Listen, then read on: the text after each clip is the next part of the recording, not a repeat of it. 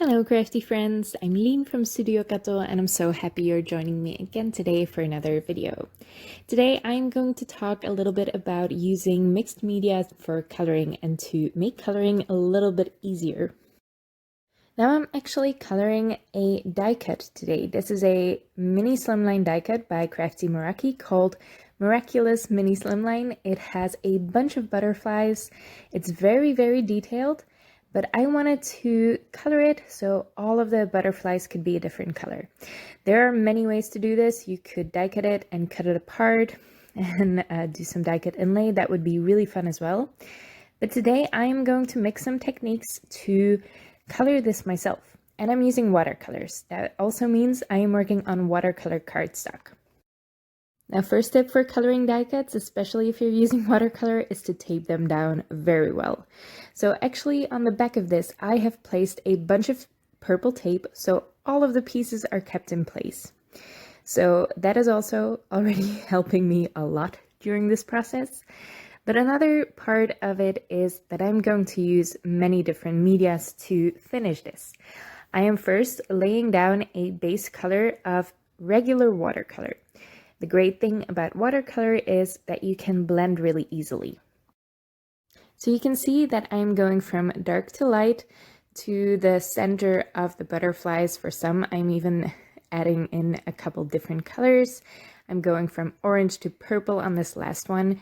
And the great thing about these watercolors too is that they can be kind of pale sometimes.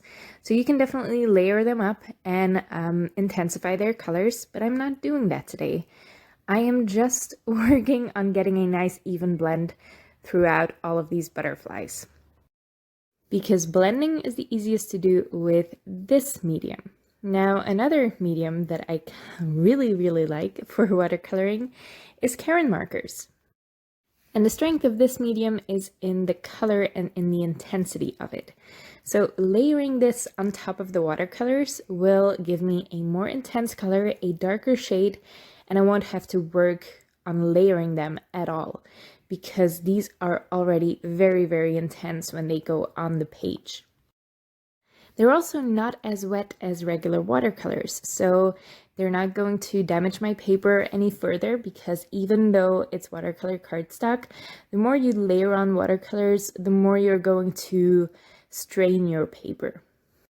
So look for the strengths in each of your media and look how you can combine them.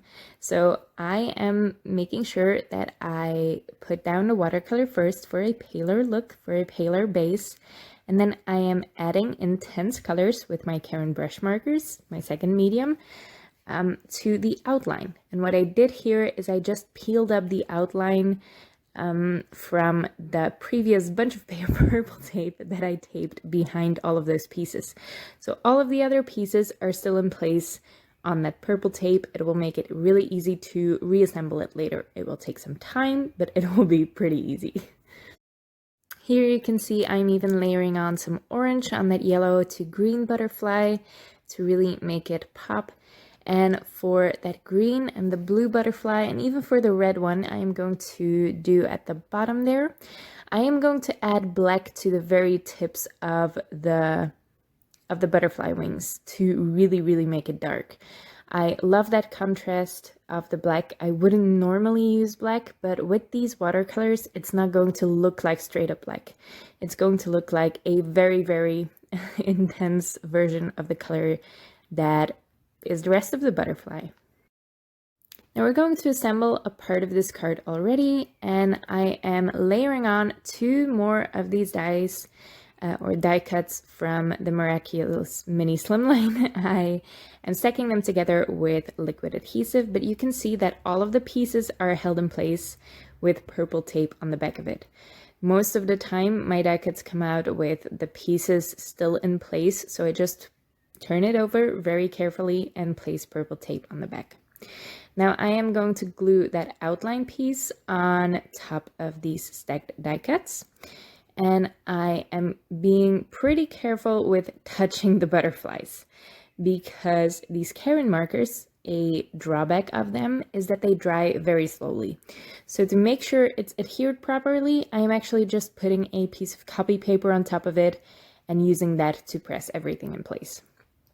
And then the die cut inlay can begin. I love doing this. It's very relaxing to me, and I love seeing this come together. And with these butterflies, there are only a couple of tiny pieces. Most of them are pretty big for die cut inlay, at least, so it doesn't take too much time. And you can absolutely keep everything in place on that purple tape like I did for the other white die cuts, but I thought it would be a lot easier to color the outline in a darker shade if everything was cut apart. So that's why I did that. I am just finishing up that small butterfly, then I'm going to move on to the blue butterfly, which are larger pieces, so I don't need to use my jewel picker for that. And I actually inlaid the smaller butterflies already. I didn't think it was useful to do all of that on camera, but I did want to mention that this card took me almost 3 hours to make.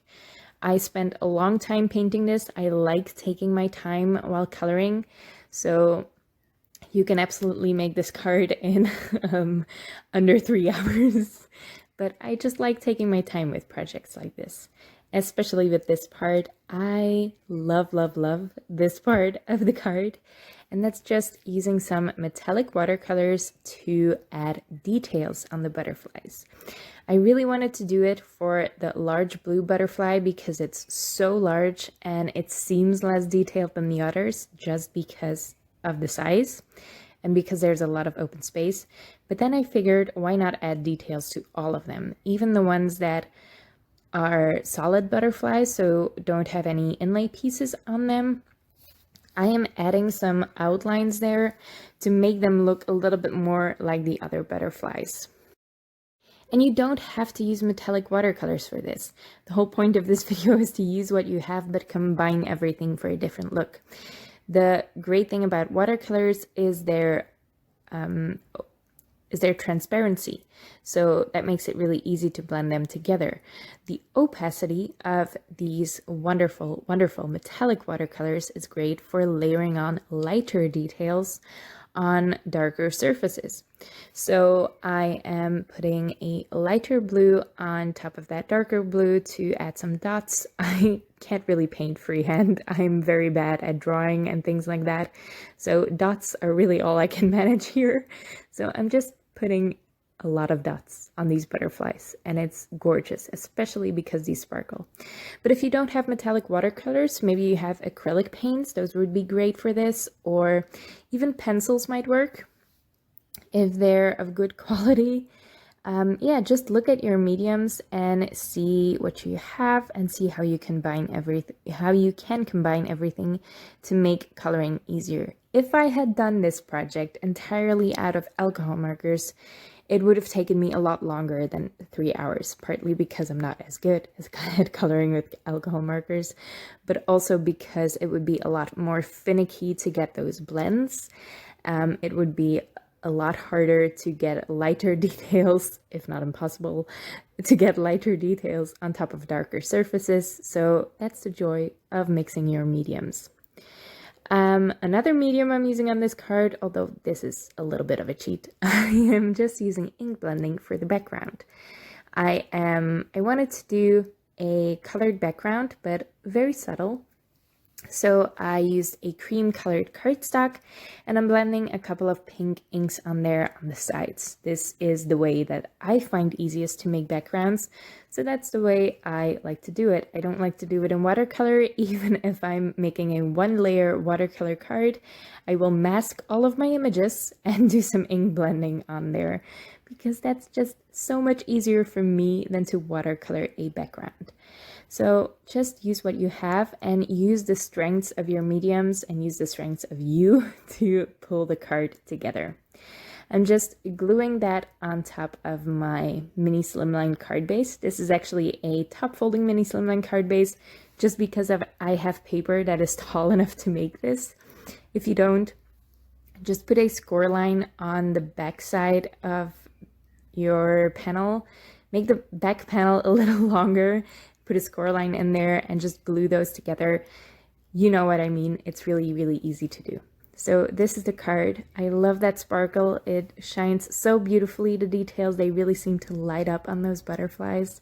And it was so easy to do. It definitely took me a lot of time, but just because I like to take my time with these things.